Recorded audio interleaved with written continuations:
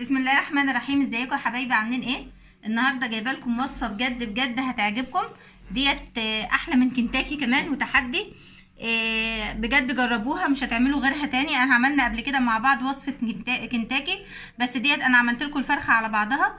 وصفه جديده خالص ووصفه جميله، جربوها بجد يا بنات. مش هتقدروا تسيبوها تاني او مش هتقدروا تعملوا غيرها. وصفه جميله كده، ويلا نشوف المقادير مع بعض.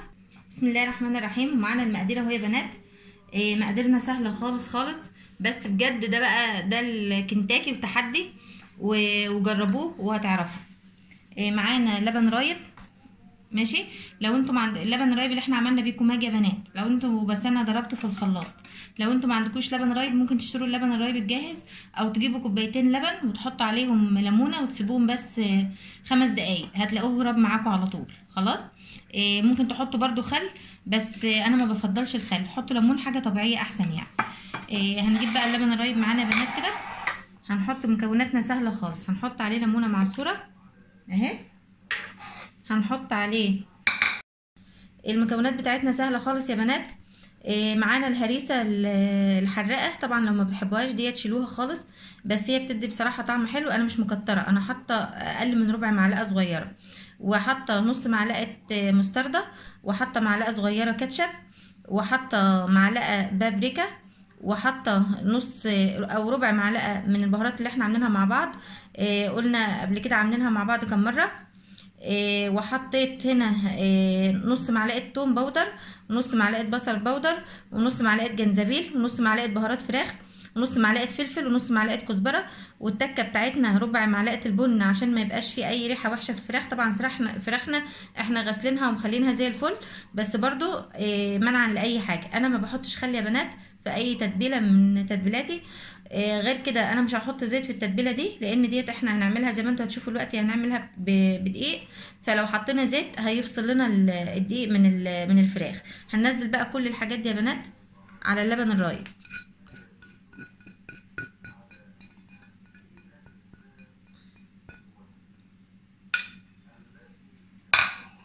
هنقلب.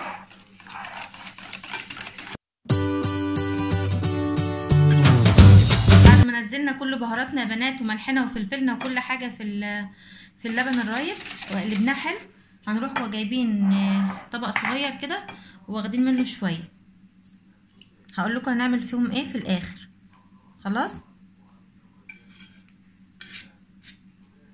احنا ممكن اصلا بعد ما ناخد، بدل ما نشيل دولت، نرجع نحط الفراخ بعد ما هنشيلها نحطها في التتبيله دي، بس بصراحه انا بقرف منها كده.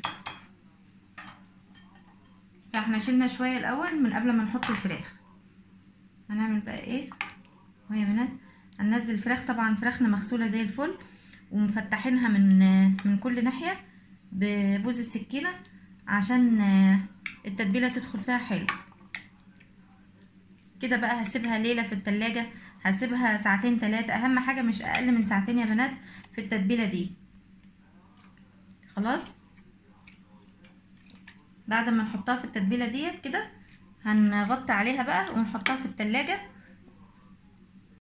بعد ما نزلنا فراخنا في التتبيله يا بنات هنحطها بقى في التلاجة مش اقل من ساعتين. خلاص. وبعد ما تطلع من التلاجة هوريها لكم بقى هنعمل فيها ايه. رجعت لكم يا بنات. ما عملناش اي حاجه غير ان جبت دقيق، كوبايه دقيق وعليها نص كوبايه نشا، وكل البهارات اللي احنا حطيناها في الفراخ رجعنا حطيناها على الدقيق ده. توم باودر وبصل باودر وبابريكا وملح وفلفل وشويه جنزبيل وبهارات فراخ وشويه كزبره. خلاص. وشويه التتبيل اللي احنا شلناهم هم يا بنات هنحط عليهم بيضه. خلاص اهو.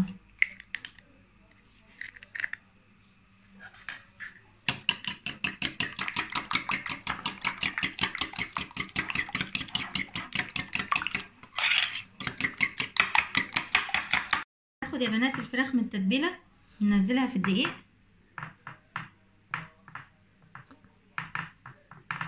ننفضها كده، نرجع ننزلها في التتبيله دي تاني. وهو لو انتوا مش بتقرفوا يا بنات وعاوزين تنزلوها في التتبيله بتاعتها تاني ديت وتزودوا عليها بيضه براحتكم، بس انا شلتها من الاول قبل ما انزل منها الفراخ. اهم حاجه التنفيضه دي.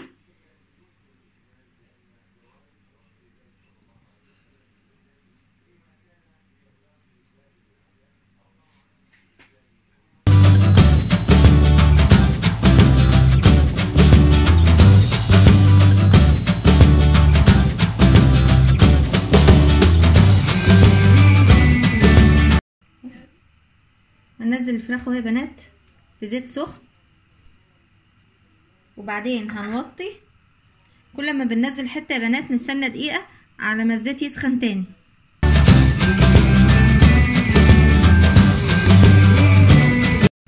وخلاص يا حبايبي حمرت الفراخ وخلصتها، وعملت معاها الرز المبهر، وعملت معاها البطاطس، وعملت معاها سلطه، وعامله معاها عيش الكماج اللي انا عملته معاكم قبل كده، وهنزل لكم برده طريقته في صندوق الوصف. بجد يا بنات طريقه حلوه قوي قوي، جربوها هتعجبكم. وما تنسوش بقى يا بنات اللي ما عمليش اشتراك يعمل لي اشتراك، وما تنسوش تعملوا لي لايك وتقولوا لي ايه رايكم، وفعلوا الجرس عشان يوصل لكم كل جديد. بجد انتوا لو عملتوا الطريقه دي مش هتروحوا كنتاكي تاني، ولا هتصرفوا فلوسكم على كنتاكي تاني، ولا ولادكم هيرضوا ياكلوا اكل من بره تاني.